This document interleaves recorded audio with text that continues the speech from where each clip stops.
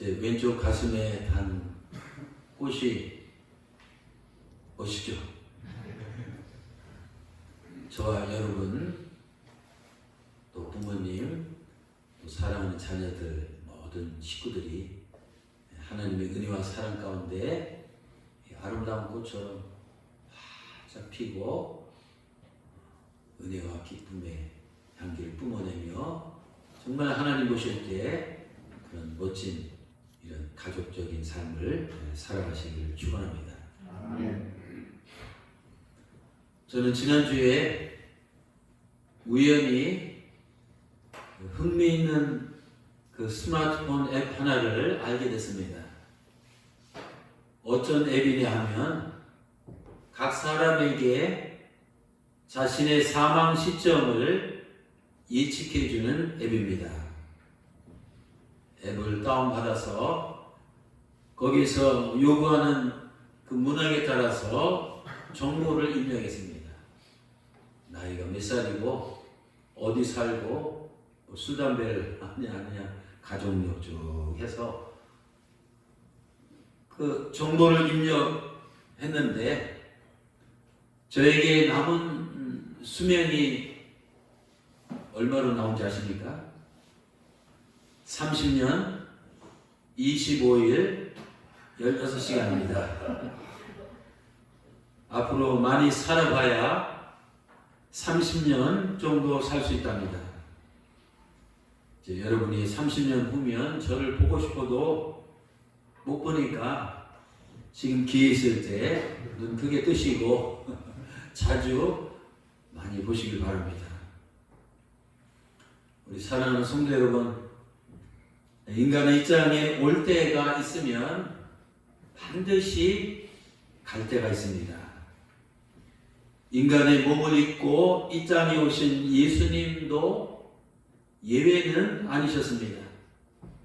우리 예수님께서도 이 땅에 계실 때 자신에게 이 부여된 할당된 그 수명 안에 사셨습니다. 오늘 성경 본문에서 등장하는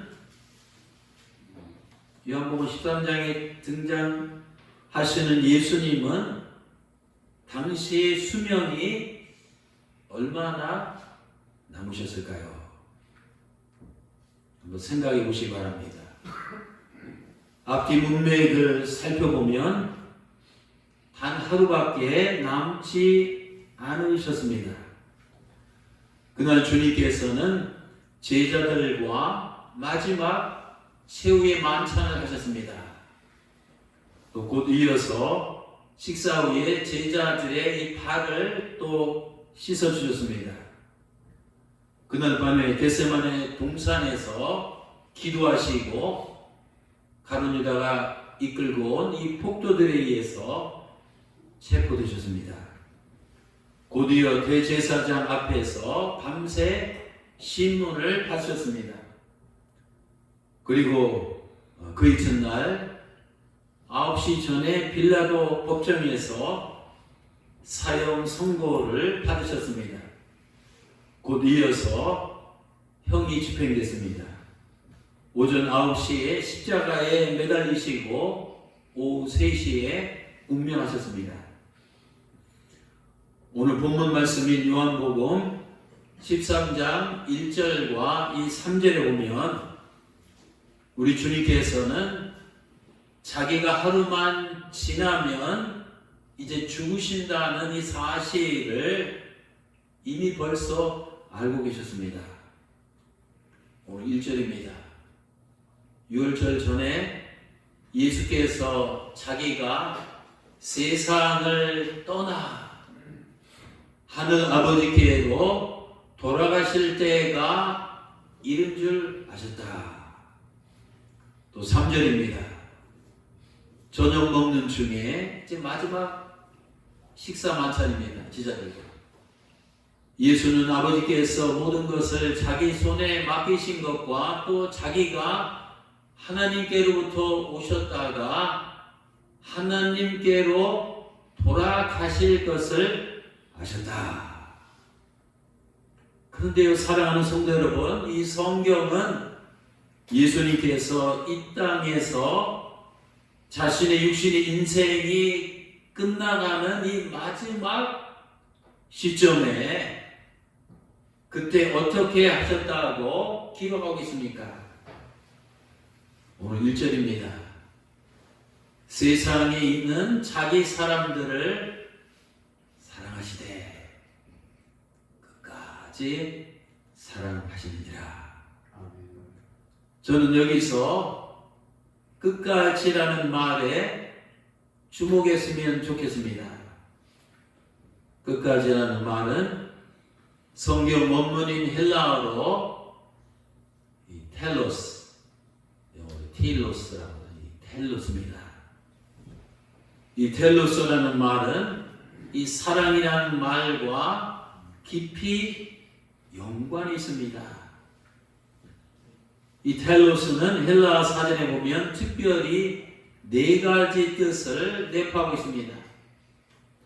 첫째로 텔로스는 결말, 마지막, 최후, 끝이란 이 뜻을 갖고 있습니다. 그렇습니다. 우리 주님은 제자들을 처음 만난 갈릴리 바다에서 만난 그 순간부터 3년 동안 동고동락 하시잖아요. 그들 곁을 떠나시는 이 마지막 그 순간까지 그들을 텔로스, 끝까지 사랑하셨습니다. 예수님께서는 자신의 삶이 마지막 정점에 가까워졌을 때 마지막까지 포기하지 않으신 것은 바로 제자들을 사랑하는 일이었습니다. 그런데 여러분, 제자들이 뭐 잘나서 사랑하셨을까요? 또 제자들이 뭐 예수님의 말을 순종하고 잘 들어서 사랑하셨을까요? 아닙니다. 성경을 보면 오히려 그 반대입니다. 그들 모두는 이 주님의 사랑을 받을 만한 이 자격과 조건이 안 되는 사람들이었습니다. 그 중에는 주님을 은 30냥에 그저 팔아넘긴 변절자, 배신자, 가룟 유다도 있습니다. 또 그 중에는 주님을 저주하며 무려 3번씩이나 이 부인한 수제자였던 이 베드로도 있습니다. 또 나머지 제자들도 주님을 따를 때 서로 누가 우두머리냐, 누가 주님의 영의정 자리, 좌의정 자리를 차지하냐, 서로 권력 싸움을 했던 이런 존재들입니다. 모든 제자들은 주님께서 잡히시던 그때 우리 주님을 헌신짝처럼 버리고 다 도망을 갔습니다. 이런 어찌 말하면 형편없는 이런 무리들이었습니다. 주님께서는 그럼에도 불구하고 오늘 성경에 보면 그들을 끝까지 포기하지 아니하시고 버리지 아니하시고 사랑하시기로 마음을 먹으시고 실천하셨습니다. 그 표시로 12제자들의 냄새나는 발가락이 몇 개였어요? 24개. 이 발을 일일이 다 사랑의 마음으로, 이 궁유한 사랑의 마음으로 씻어줬습니다. 거기 가룟 유다도 있었습니다. 사랑하는 성도 여러분, 우리에게 가장 많이 들리는 단어가 사랑인데 세상 살다 보면 What is 사랑? 사랑은 끝까지 하는 것입니다. 그런데 여러분, 우리가 이 땅에 살면서 누군가를 변함없이 끝까지 사랑하기란 좀처럼 쉽지 않습니다. 우리는 내가 이 좋아하던 사람에게 때로는 크게 실망할 때가 이 종종 있습니다. 그 사람에 대한 이 나의 환상이 금이 가고 이 깨질 때가 있습니다. 그 사람이 싫어지기 시작할 그때입니다.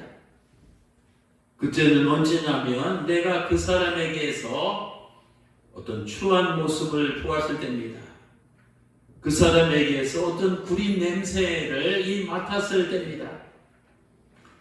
그때는 그 사람에 대한 나의 사랑이 어느덧 이 증오로 변합니다. 친밀감이 비호감으로 바뀝니다. 신뢰감이 배신감으로 변합니다. 결국 그를 멀리하며 떠나게 됩니다. 그래서 우리는 어떤 사람을 처음부터 중간까지는 할 수 있을지 모르지만 이 끝까지 변함없이 사랑하기가 참 어렵습니다. 처음에 만나면 누군가 이 좋은 점만 보이기 때문에 사랑하기가 그리 어렵지 않습니다. 그러나 후에 그 사람의 냄새나는 이 추한 모습을 자꾸 보게 되면 그에 대한 이 첫사랑을 끝까지 이어가기가 무척 어렵습니다. 여러분, 인간은 참으로 이율배반적인 이 모순된 존재입니다. 나도 사실 알고 보면 추하면서 남의 추한 모습을 보면 못 견딥니다. 나도 사실 냄새 나면서 남이 냄새 나는 것을 보면 못 참습니다. 나도 사실은 오물투성인데 남에게 오물이 묻어 있으면 아주 역겨워합니다. 그럼에도 불구하고 우리는 주님의 제자로서 이 사랑을 포기하면 안 됩니다. 왜냐하면 주님께서는 우리를 끝까지 사랑하셨기 때문입니다. 주님께서 마지막에 주신 계명은 얘들아 서로 사랑하는 계명입니다. 요한복음 13장 34절에서 35절입니다. 마지막에 주신 계명입니다. 새 계명을 너에게 주노니 너희는 서로 사랑하라. 내가 너희를 끝까지 사랑한 것 같이 너희도 서로 끝까지 사랑하라. 너희가 서로 끝까지 사랑하면 이로써 모든 사람이 너희가 내 제자인 줄 아리라. 아멘. 둘째로 이 텔로스는 목적이라는 뜻을 갖고 있습니다. 가끔 논문 쓸 때 저 말을 써요. The telos of my dissertation. 내 논문의 목적은 이런 식으로. 자, 사랑과 이 텔로스가 무슨 연관이 있는가? 여러분, 사랑은 그 자체가 목적이 되어야지 내가 누군가로부터 무엇을 얻기 위한 이 수단이 되어서는 안 됩니다. 우리가 누군가를 사랑한다고 하지만 사실 알고 보면 그 대상이 나의 요구, 나의 욕구, 나의 만족을 충족시켜주는 이 수단이기 때문일 때가 많습니다. 부모들이 자식을 사랑한다고 하면서 자칫하면 자녀를 부모의 만족을 위한 수단으로 삼을 때가 있습니다. 좋은 대학 가고 판검사 되고 뭐가 되고 하는 것은 자기가 이루지 못한 그 욕구가 있기 때문에 대리만족으로 자녀들을 막 내세워서 힘들게 하는 이런 부모도 종종 있습니다. 또 남편이 아내를 사랑한다고는 하지만 아내를 남편의 만족을 위한 이 수단이기 때문에 사랑할 때가 있습니다. 우리가 누군가를 사랑한다고 하는데 알고 보면, 따지고 보면, 들여다보면 그것은 그 누군가가 나의 욕구를 이 만족시켜 주기 때문일 때가 이 많습니다. 이런 인간의 사랑은 이 근본부터 이 잘못됐습니다. 그러나 주님의 사랑은 인간의 사랑과 이 다릅니다. 우리 주님께서는 이 제자들을 자신의 만족을 위한 이 수단으로 삼지 않으셨습니다. 만일 주님께서 제자들을 자신의 만족을 위한 이 수단으로 삼았다면 제자들이 주님의 마음에 안 들었을 때 제자들을 더 이상 이 사랑할 필요가 없었을 것입니다. 제자들이 문제점이 많이 노출됐잖아요. 그때 야 12명 집합 다 이리 좀 와 집합해. 야 너희들이 아니어도 얼마든지 내 제자할 사람이 세고 세다. 내 제자가 되려는 사람들이 밖에 줄 섰다. 12명 안에 들여오라고. 주님은 이렇게 하시면서 이 자신의 목적에 부합하지 않는 수단이니 제자들을 얼마든지 언제든지 누구든지 자르고 이 갈아치울 수가 있었습니다. 그러나 주님에게 이 제자들 한 사람 한 사람은 주님에게 있어서는 목적을 이루기 위한 어떤 수단이 아니라 사랑하기 위한 그 목적 자체였습니다. 그래서 제자들이 주님을 이 실망시키는 일들을 계속 저질렀음에도 불구하고 우리 주님께서는 그들을 끝까지 신뢰하고 끝까지 인정하고 끝까지 믿고 끝까지 버리지 아니하고 오늘 말씀대로 끝까지 사랑하실 수가 있었습니다.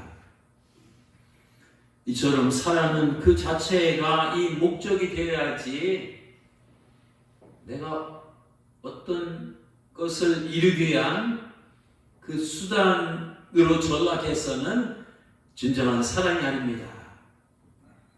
여러분 주님께서 우리를 부르신 목적이 뭡니까? 그저 사랑하기 위해서입니다.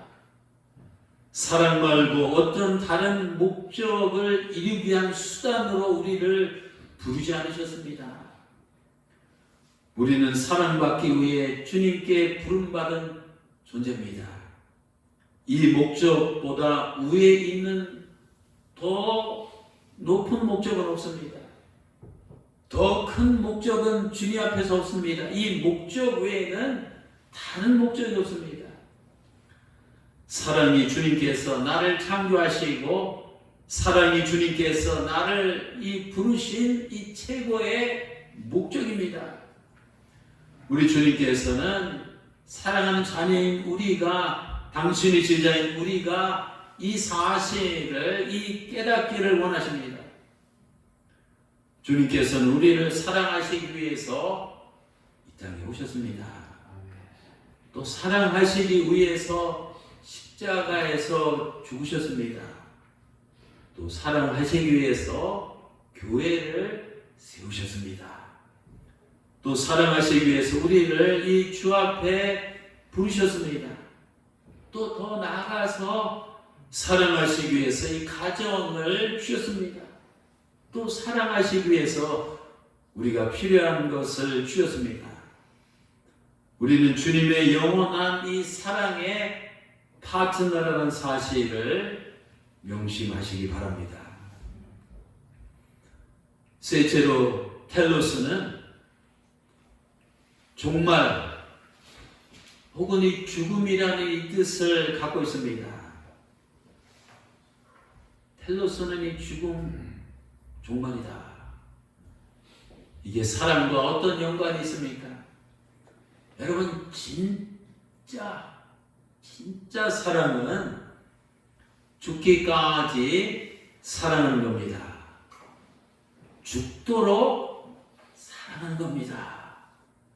죽음조차도 불사하고 이 사랑하는 것입니다. 아가서 8장 6절 유명한 구절 아닙니까? 사랑은 뭐라고요? 죽음같이 강하고 전 우리 어머님 강병래 권사님 이제 오래전에 한나라로 가셨는데 저는 이런 생각을 해요. 제가 혹시 사형언도를 받았는데 야 누가 내 대신 죽어줄 사람이 살려줄게. 그러면 저희 어머니는 저 대신 죽어주실 거라고 좀 100% 확신합니다. 왜? 사랑이기 때문에. 의심 안 해요. 우리 강병래 우리 어머님은 이 정광돈 아들이 그런 상황에 처했을 때는 내가 죽겠습니다. 그렇게 하시고도 남을 분이라는 것을 저는 확신합니다. 그래서 우리가 누군가를 정말로 사랑하게 되면 그 사랑 때문에 이 하나밖에 없는 목숨까지도 기꺼이 내던지게 됩니다. 주님께서 우리를 위해서 십자가에서 죽으신 것도 바로 우리에 대한 이 사랑 때문입니다. 십자가 뭐 교리적인 이런 그 문답서에 나오는 상투적인 게 아니에요. 그 의미를 파고 들어가면 실로 이 십자가를 보면 주님께서는 우리를 얼마나 사랑하는지 알게 됩니다. 그래서 사랑은 이 죽음보다 강합니다. 사랑은 그저 단순히 좋아하는 이런 이모셔널한 이 감정이 아닙니다. 사랑은 죽음조차도 두려워하지 않는 영성입니다. 여러분 좋아하는 것하고 사랑하는 것하고는 질적으로 하늘과 땅 차이입니다. 좋아하는 것은 우리가 누군가를 좋아하는 것은 내 감정이나 내 기분이 중심입니다. 때문에 누군가를 좋아하다가 내 감정이 상하고 내 기분이 불편하고 언짢으면 뭐 싫어하면 그만입니다. 그러나 이 사랑하는 것은 이 다릅니다. 사랑은 내 감정에 좌우되고 내 기분에 따라서 반응하는 자기중심적인 이기적인 정서가 아닙니다. 사랑은 내 감정과 내 기분과는 무관하게 표현되는 이타적인 정서입니다. 비록 어떤 때는 상대방이 내 감정을 상하게 만들고 비록 상대방이 내 기분을 언짢게 만들었을지라도 거기에 상관없이 지속적으로 이 표현되는 것이 참사랑의 이 본질입니다. 심지어는 목숨까지 내어주며 텔로스, 이 죽음과 내 생명과 이 맞바꿀 수 있는 힘이 바로 진정한 이 사랑의 힘입니다. 때문에 성경은 이 사랑은 모든 두려움을 내어 쫓는다고 했습니다. 누군가를 정말로 사랑하게 되면 이 죽음에 대한 이 두려움마저도 극복이 됩니다. 주님께서는 이 같은 사랑으로 우리를 죽기까지 사랑하셨습니다. 요한복음 10장 11절입니다. 나는 선한 목자다. 선한 목자는 양들을 위하여 자기 목숨을 버린다. 그냥 상투적으로 하신 말씀이야. 진짜 십자가의 상에서 목숨을 버리셨잖아요. 여러분 이 세상에서 죽음보다 더 강한 이 죽음보다 더 큰 이 죽음보다 더 확실한 사랑의 표현은 없습니다. 주님은 십자가에서 나를 위해 죽으심으로 우리에 대한 하나님의 사랑을 최초로 최대로 최고로 최상으로 극명하게 표출하시고 이 표현하셨습니다. 로마서 5장 8절입니다. 우리가 아직 죄인 되었을 때 그리스도께서 우리를 위하여 십자가 상에서 죽으심으로 하나님께서 나에 대한 자기에 대한 이 사랑을 확정하셨느니라. 이 이상도 사랑을 표현할 방법이 있어요. 십자가는 최고로 하나님 우리를 사랑하신다는 그 표현입니다. 또 마지막 넷째로 틸로스는 세금이나 이 관세를 뜻합니다. 여러분 세금 낼 때 되면 힘들죠. 저도 얼마 전에 하루에 딱지가 2장 날라왔어요. 딱 보니까 그날 저기 불당동 앞에 지나가다가 교통복귀 2장을 한 1시간 간격으로 필요했더라고요. 나누니까 한 8만 원 돼요. 2장. 속도 위반, 특별히 학교 좋은 일 받겠다는 거죠. 세금은 내도 되고 안 내도 되는 게 아니지 않습니까? 이 세금은 이 반드시 내야 하는 의무입니다. 사랑이 무엇입니까? 사랑은 이 세금과 같은 텔로스입니다. 사랑은 해도 되고 안 해도 되는 우리가 가진 이 선택 사양이 아닙니다. 이것은 주님께서 지시하신 하달하신 명령상입니다. 베드로전서 1장 22절입니다. 너희는 마음으로 뜨겁게, 차갑게 아니라 뜨겁게 비춰 사랑하라. 사랑은 하늘나라 백성들에게 부과된 영적 세금입니다. A spiritual tax. 또 반드시 이행해야 할 이 채무입니다. 피할 수 없는 책무입니다.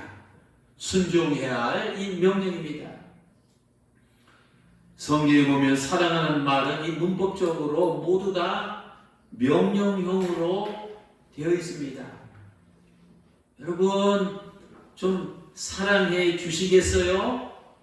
이런 청유형이 아닙니다.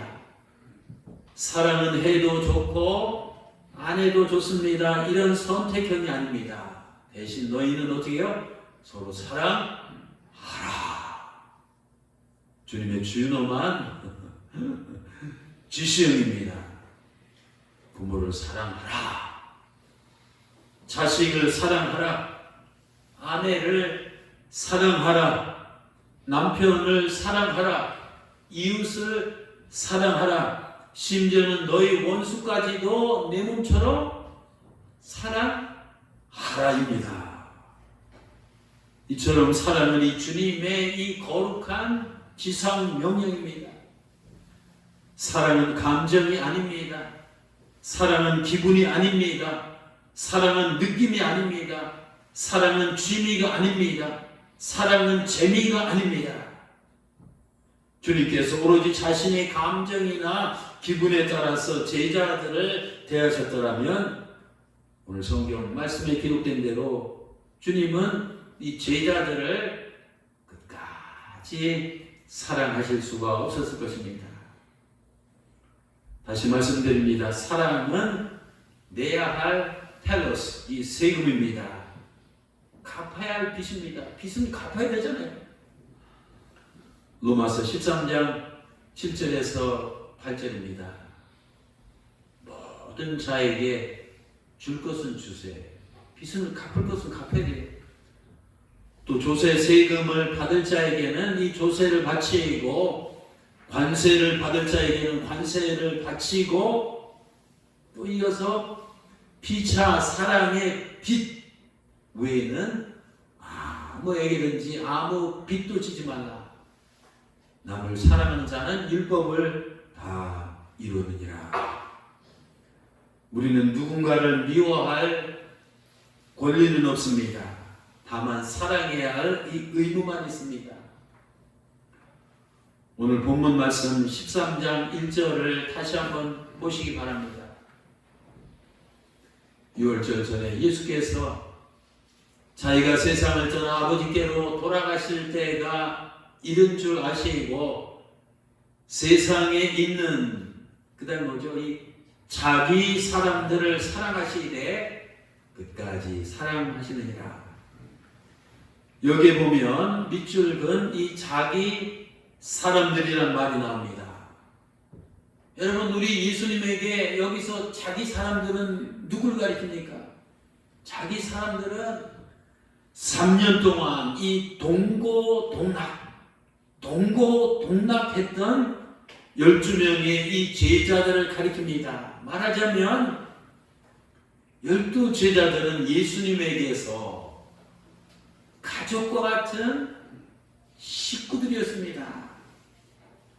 주님께서는 자기가 이 세상을 곧 떠날 줄을 아시고 가족과 같은 제자들을 끝까지 사랑하셨습니다.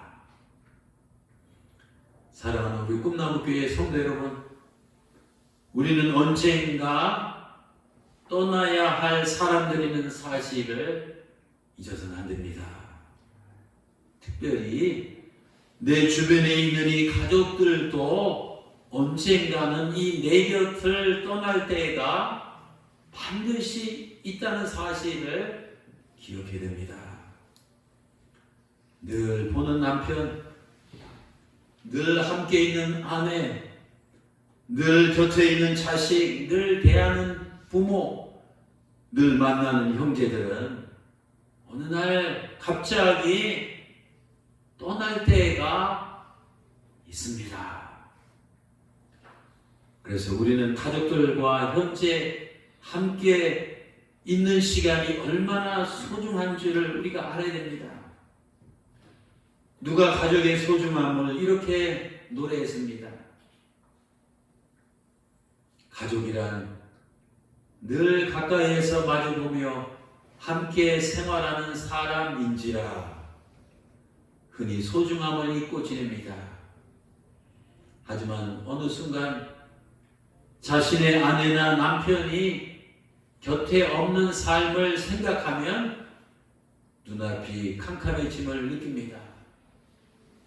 서로 바라보고 지켜주며 마음의 의지가 되는 사람이 없다면 세상 속에 홀로인 것처럼 외롭고 공허할 뿐만 아니라 살아야 할 의미가 사라지는 것입니다. 사랑하는 가족이 없다면 많은 재물을 모으고 또 세상에서 이 부귀와 영화를 누린다 한들 무슨 의미가 있으며 즐거움이 있으니까?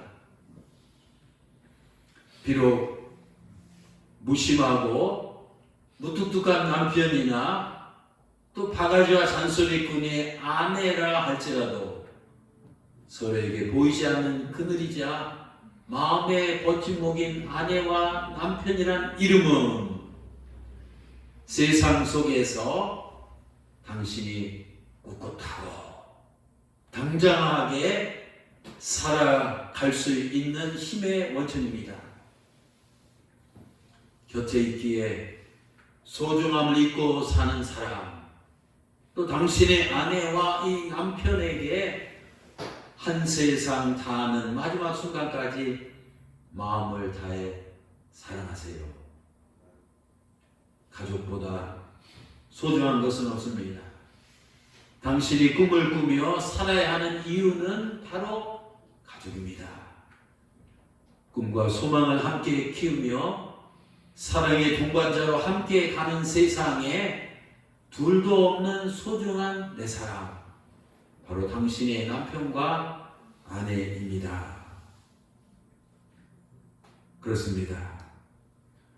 여러분, 인생은 사랑하기도 시간이 부족한데 가까운 가족끼리 미워하면서 허비할 수는 없습니다. 자꾸 살면서 가족이 미워지려고 할 때 주님께서 보여주신 텔로스의 사랑을 되새깁시다. 사진 한 장 보시기 바랍니다. 여러분, 가족은 이 세상을 떠날 때 최후의 순간에 그 소중함을 깨닫게 되는 이 대상입니다. 뉴욕 심장부를 강타했던 끔찍한 9.11 테러 사건을 여러분 아시지요? 여러분, 저때 이 희생자들이 저 아비규환 지옥과 같은 저 이 마지막 순간에 죽어가면서 이 남긴 말이 무엇인지 아십니까? 뭐 돈이나 주식이나 사업이나 정치나 이 취미에 관한 이 말이 아니었습니다. 그들이 전화상으로 1, 2초 남은 또 핸드폰으로 마지막 사랑하는 이 가족에게 남긴 말은 이 가족에 대한 애틋한 이 사랑의 고백이었습니다. 여보, 제가 직접 인용한 거예요. 죽어가는 순간 저 사람들은 이때 여기 없습니다. 이제. 당신은 정말 사랑해. 엄마 사랑해. 아빠 사랑해. 절체절명의 순간에 호흡이 끊기고 심장이 멈추고 두 눈이 아스라이 감기기 직전 이 죽어가는 영혼들이 필사적으로 이 찾았던 이 두 단어는 가족과 이 사랑이었습니다. 가족과 이 사랑이라는 이 두 단어는 돈과 재벌보다도 소중합니다. 또 일과 야망보다 더 귀중합니다. 또 성공과 이 출세보다 더 막중합니다. 그러니 지금 가족과 함께 한 지붕 아래서 살 때, 현재 식구들과 한솥 밥을 먹고 있을 때, 날마다 혈육의 얼굴을 이 마주하며 살 때 서로 뜨겁게 사랑하며 삽시다. 잠언 15장 17절입니다. 서로 미워하며 살찐 쇠고기를 먹는 것보다 서로 사랑하며 채소를 먹는 것이 낫다. 제가 번역하면 서로 미워하며 스테이크를 자르는 것보다 서로 사랑하며 김치를 먹는 것이 낫다. 이런 뜻입니다. 여러분 기억합시다. 내 생의 마지막 날, 마지막 순간에 마지막으로 후회하는 것은 살면서 가족을 좀 더 사랑하지 못한 것입니다. 사랑은 우리가 태어난 목적이고, 사랑은 우리가 사는 이유이며, 사랑은 우리가 존재하는 그 근거입니다. 우리 모두는 사랑받기 위해서 태어났고 사랑하기 위해서 살아갑니다. 가족을 사랑하는 자는 세상에서 가장 행복한 인생을 사는 자입니다. 예수님께서 가르쳐 주시는 세 계명을 제가 가족 사랑의 10계명으로 다시 만들어 보았습니다. 가족 사랑의 10계명. 첫째, 가족을 내 몸과 같이 사랑하라. 둘째, 가족을 있는 그대로 사랑하라. 셋째, 가족을 아낌없이 사랑하라. 넷째, 가족을 뜨겁게 사랑하라. 다섯째, 가족을 곁에 있을 때 사랑하라. 여섯째, 가족을 내가 먼저 사랑하라. 일곱째, 가족을 끊임없이 사랑하라. 여덟째, 가족을 후회 없이 사랑하라. 아홉째, 가족을 변함없이 사랑하라. 열 번째, 가족을 죽기까지 사랑하라. 세상에 이 사랑하는 일보다 더 중요한 일이 있는 것처럼 착각하고 살지만 아닙니다. 사랑하는 일보다 더 중요한 일은 없습니다. 특별히 가족을 사랑하는 일을 모르는 자는 바보고, 가족을 사랑하지 않는 자는 천치입니다. 천치 바보. 지금 같이 살고 있는 가족들하고 여러분 얼마나 더 살 것 같습니까? 한번 냉철하게 한번 계산을 해보자고요. 이제 끝으로 짧은 동영상 한 편을 보시고 오늘 가정의 달 어버이날 설교를 마치도록 하겠습니다. 1년 3개월 정도 불 좀 꺼주세요.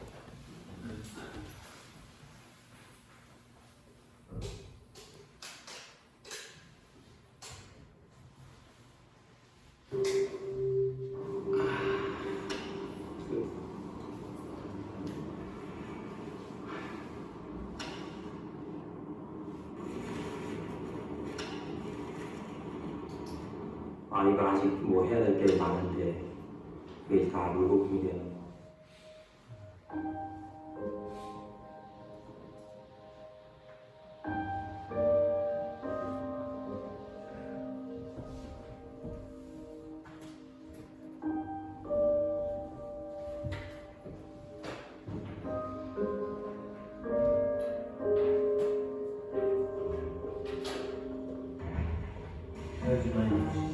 검사 결과가 좀 나왔는데 생각보다는 조금 좋지 않게 나왔습니다. 좀 이런 말씀드리기 좀 뭐하지만 이런 상태는 한 9개월 정도 나오실 것 같습니다. 뭐가 잘못? 6개월 정도밖에 남지 않았습니다. 네? 뭐가요? 결과를 좀 드릴 테니까 차근차근 보고 계시면 제가 나와서 다시 설명드리겠습니다.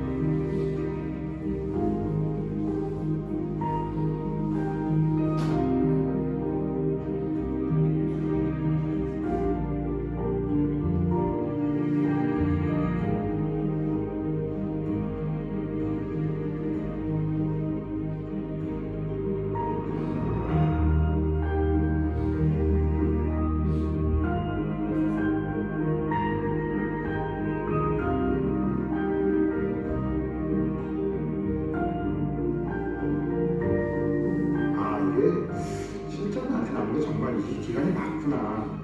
아버지 돌아가셨을 때 이제 어머니한테 잘하잖아. 그때 당시에는 뭐 구약도 져가지고 막 드리고 그랬는데 시간이 지날수록 또 그게 무뎌지더라고요. 한국은. 출산하고 6개월 쉬고 이제 출근한 지 한 서너 달 됐거든요. 계속 같이 하루 종일이라도 같이 있고 싶고 많이 사랑한다고 하고 싶고. 서울 올라와서 공부한다고 몇 년 보내고 뭐 한다고 몇 년 보내고 이러다 보니까 지금 나이는 찼는데 뭐 효도라고 할 만한 것은 별로 한 게 없는. 이렇게 주위에 가족도 못 챙기면서까지 이렇게 살아왔나 하는 생각이.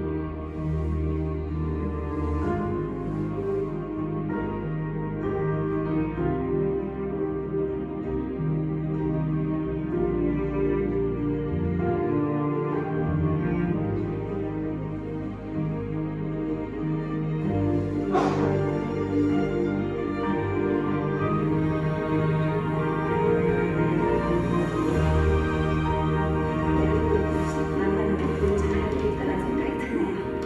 경숙이와 함께